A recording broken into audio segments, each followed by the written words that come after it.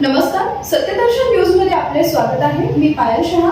एक नजर टाकूया आजच्या ठळक घडामोडींवर। बच्चू कडू शिवसेनेत दाखल, राजकीय समीकरणांमध्ये नवे बदल होण्याची शक्यता। प्रहार संघटनेचे प्रमुख आणि माजी मंत्री बच्चू कडू यांनी अधिकृतपणे उपमुख्यमंत्री एकनाथ शिंदे यांच्या नेतृत्वाखालील शिवसेनेत प्रवेश केलाय। शिवसेनेचे मुख्य नेते एकनाथ शिंदे आणि मंत्री उदय सामंत यांच्या उपस्थितीत हा पक्षप्रवेश पार पडला।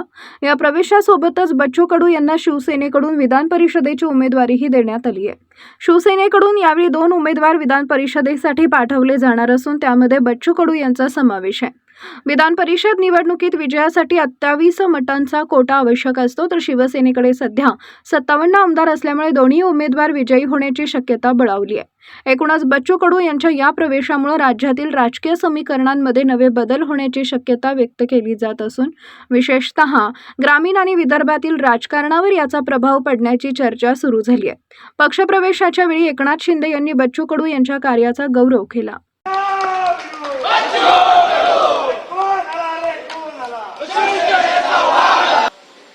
बच्चू कडू एक कडवट कार्यकर्ता, एक सर्वसामान्यांचा नेता, दिव्यांगांसाठी झटणारा, शेतकऱ्यांसाठी, शेतमजुरांसाठी, ज्यांना घरं नाहीत, पालीच्या घरात राहतात अशी लोक, गरीब, शोषित, पीडित, दलित सगळ्यांसाठी आंदोलन करणारा, म्हणून गोरगरिबांचा आंदोलक नेता म्हणून बच्चू कडू यांची ओळख आहे। आणि एक लढवय्या कार्यकर्ता, शिवसेनेचा बाणा आहे लढवय्या। बाळासाहेबांनी, दिघे साहेबांनी हे शिकवलं, अन्यायाविरुद्ध लढा आणि ज्याच्यावर अन्याय होतोय त्याला न्याय द्या। ती भूमिका, तेच विचार आपले दोघांचेही आहेत। आणि म्हणून विचारांची लढाई आपल्याला विचारांनी लढायची आहे, त्याला ताकद आणि बळ द्यायचं आहे आणि सर्वसामान्य माणसाला न्याय मिळवून द्यायचा आहे। ही भूमिका माझी आहे आणि आपली आहे।